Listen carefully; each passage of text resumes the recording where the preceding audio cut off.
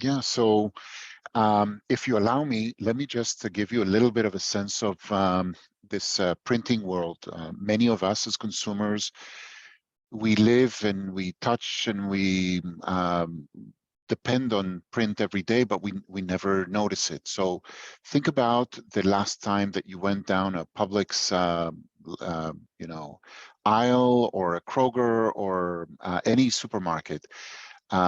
If you take a moment and you think about that experience that you had, you're surrounded with products and signage, and even the floor is printed. And so today, most of the equipment that is being used to produce those products and things that are being printed are analog devices. Okay, there is a transformation that is moving into digital print. The latest numbers show that 94% of everything that is printed around the world is using analog devices. That means that the potential for machines like our own to convert the industry into digital is enormous. And so there are three things that have to happen, very similar to what we have seen in other analog to digital conversions, where you have similar to a, the photography market. When was the last time, John, that you used a film camera? That was Long what? time ago. Long time Long ago. time ago. Why? Because your phones, those they're amazing. The quality is fantastic. You have the productivity, and the cost is phenomenal. In the world of print, it's very much similar. You have a kind of the intersection of a quality, productivity, and cost. And so, in order for us to reach that those thresholds, our machines need to get bigger, faster, and better. Okay. And so I have a couple of pictures here that can relate to some of the things that is coming in the future and some of the challenges that we see from an experience center. I think, Alessandra, you have it there, but no pressure. This is a cute little thing that sorry, I forgot to mention. Here, just the integration of our Salesforce into the center itself. We've created something called the Hall of Heroes. It looks as if it's 3D. In reality, it's just a trick in the camera. It's called an anamorphic design. It's stretched out when you look at it, but when you look at it with your camera, that little frog comes out, and that the Hall of Heroes comes out.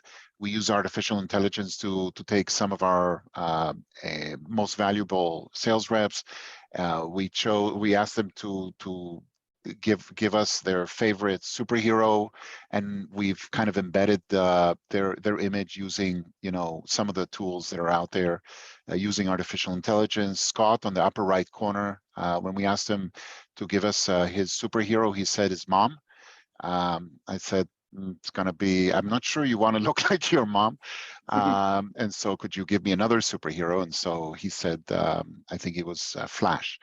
And so using print in this way really enhances the experience, and a lot of the customers are asking what's going on. So I see a lot of this is going to continue. Now, one of the things that I was alluding to before, you can start to see the machines that we have on the lower left corner, on the left corner, on the upper left corner.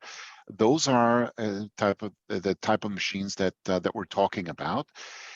Some of the newer machines that we're looking at, I know it's kind of hard to understand the scale of this thing, but if you just look at the number of steps that you have there, you need to go up three flights of stairs in order for you to get to the top of that machine, and that machine will continue like a quarter of a football field.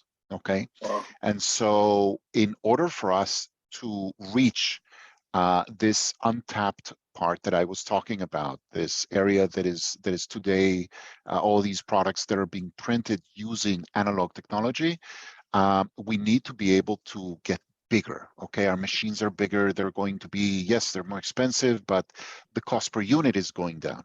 And so it's a bit challenging. How do you bring a machine like that into a building that is not prepared for it?